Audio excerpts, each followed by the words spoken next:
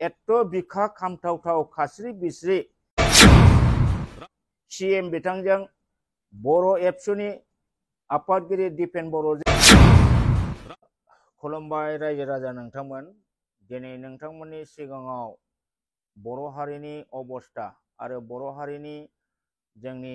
गेदेमा माहारियारि आफादनि दैदेनगिरि माखासे बिथांमोननि सायाव बाथ्रा बुंनो थाखाय आङो दिनै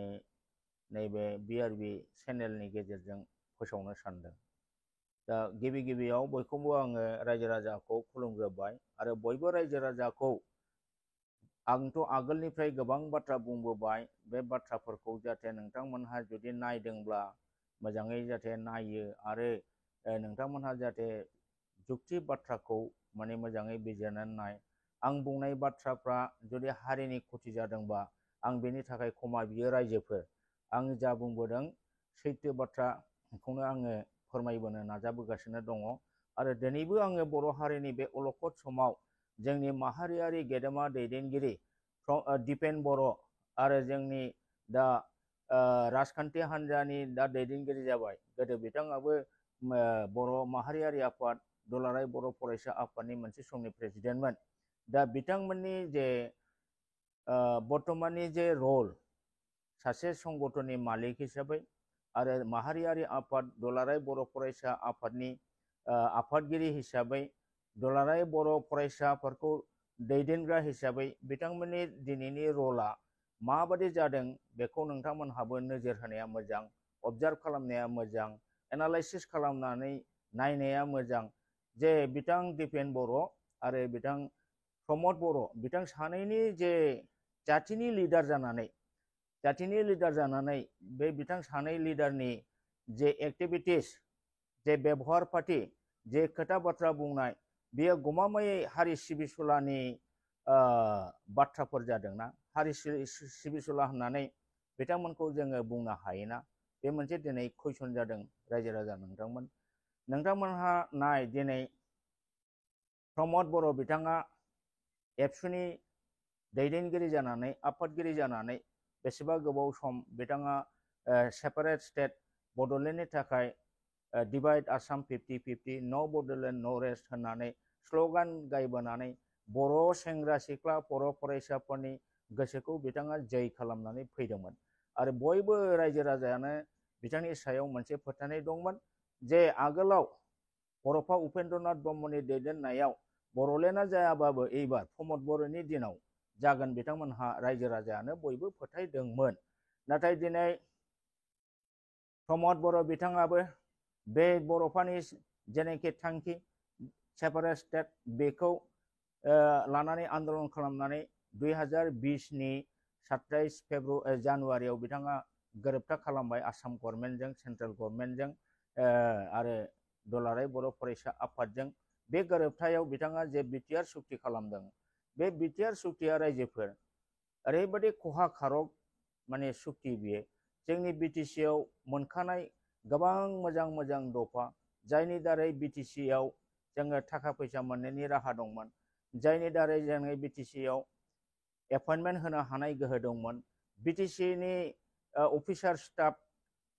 टप टु बटम 4th ग्रेडनिफ्राय टप क्लासनि अफिसारफोरखौ कन्ट्रल खालामनायनि जे गोहोफोर दंमोन, बेफोर गासिखौबो माने कर्तन खालामजोबनानै फोजोबस्रांनानै बिथाङा माने हारसाफोरनो बा आसाम गभर्नमेन्टनो बिटिसिनि पावारखौसो बिटिआर सुक्तिनि दारै हरफिनदों। खासा दैमा दैसा बिलो बिलोमा आरो पिजिआर बिजिआरनि हानि जे प्रटेक्सन होनायनि गोहो बेखौबो प्रमद बर'आ आसाम सरकारनो हरफिनजोबदों आरो प्रिन्सिपाल सेक्रेटारिनि जायगायाव चिफ एक्जिकिउटिभ अफिसार लाबोदों। बेफोरबायदिनो गोबां खहा जानाय बिटिसिनि एग्रिमेन्टआव दङ, जेरै गामि दानख'नाय। दा गामि दानख'नायखौ मैयासो जोंहा चिफ मिनिस्टारा बुंबाय जे बहुद बर' गामिया गावनो दरखास्त' होदों, गाव माने बेखौ बर'नि दरखास्त'खौ बिसोरनि दुखुखौ आं सुफुंनांगोन, गतिके गामिखौ दानख'नांगोन, बे धरननि खोथा बुंबाय। दिनै दाखालि दिलीप शइकियाया 6 शिड्युल आरो ट्राइबेल बेल्ट एन्ड ब्लक एखेलगे थानो हाया, बबेबा मोनसेखौ गारनांगौ होननानै बुंबाय नाथाय बे खोथाया जोंनि रायजो राजाया माबायदि लादों नाथाय बे बिराद सिरियास बेयो बिराद ओरैबायदि खैसारखा बिसोरनि बाथ्राया जेन बिटिसि आरो 6 ट्राइबेल बेल्ट एन्ड ब्लक बे मोननैखौबो फोजोबस्रांनायनि बाथ्रा बिथांमोनहा दिनै रोखा रोखायै बिखा फोरदाननानै बुङो रायजोफोर दिनै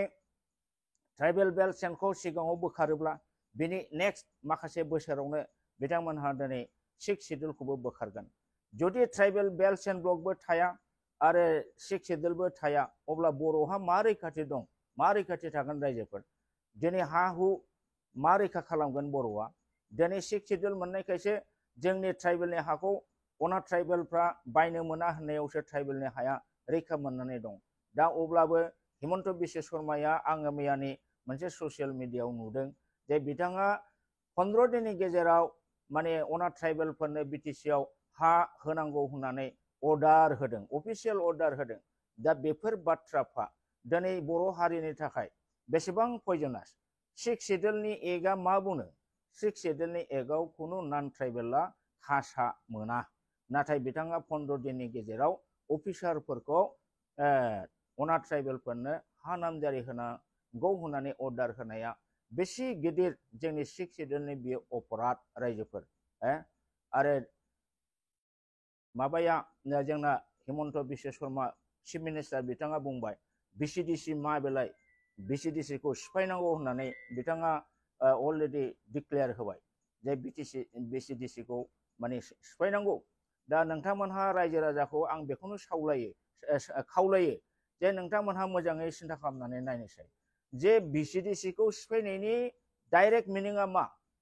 बिसिडिसिखौ सिफायनायनि डाइरेक्ट मिनिङा बेनो जे 6 शिड्युलखौ फोजोबनांगौ होमबा नोंथांमोनहा नायदो बे बिजेपिनि आफादगिरि दिलीप सुखिया बुंनाय 6 शिड्युल बा बेल्ट एन्ड ब्लकखौ बोखांनाय बे बाथ्रा आरो जोंना हिमन्त बिश्व शर्मानि जेनाखि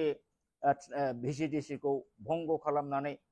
बाहाय पन्चायत इलेक्शन खालामनांगौ होननाय बाथ्राफ्रा जोंनि बिटिसिनि थाखाय बोरै बे गनायथाव बाथ्रा जायो थारमाने डाइरेक्टलि बिटिसिखौ सिफायनानै सिम्पल पन्चायती राज लाबोनांगौ पन्चायत इलेक्शन खालामनांगौ पन्चायत सेक्रेटारि एपइन्टमेन्ट होनांगौ अर्थात जेनेरेल बे आसाम बादि जाहैबाय बेखौनो लाबोनो नागिरगासिनो दङ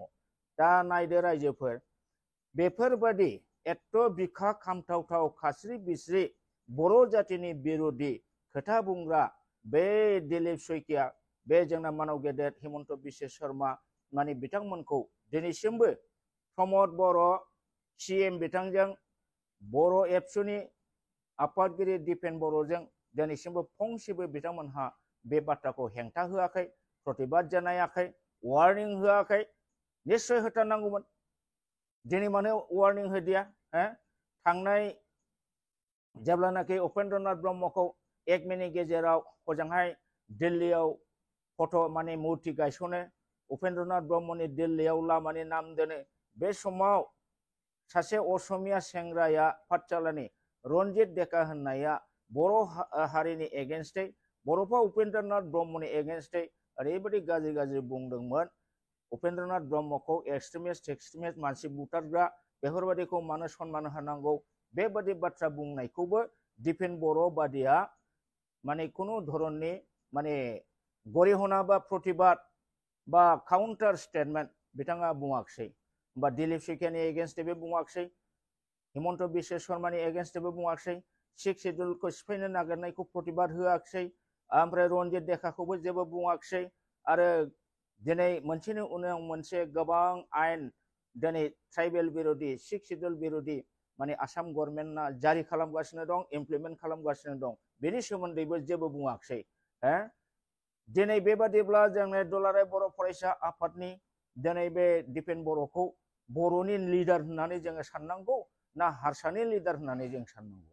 दिनै प्रमद बर' बिथांखौ बर'नि लिडार होननांगौ ना हारसानि लिडार होननांगौ दिनै बिथाङा बर'खौ ज्राब गारनानै गावनि भिजन मिशनाव 26 गुबुन गुबुन हारिखौ जौगाखांहोनायनि बाथ्रा आरो बिथांमोननिफ्राय बैफोर हारिनिफ्राय भट मोननानै गावखौ माने सीएमनि गादियाव लाखिनो कौशलै बिथाङा माने मिशन भिजन आरो गुबुन गुबुन हारिखौ समान बिकासनि सममर्यादा मोननायनि बाथ्रा बुंबाय थादों मानि थाखाय गावनि व्यक्तिगत माने राजनीतिक केरियारखौ मजबुत खालामनो थाखायसो रायजोफोर बे बाथ्राया बेना जोंनि बर' हारिनि जोबोद हेंथा जोबोद खहा कारक रायजो राजा नोंथांमोनहा बुजिनानै नाय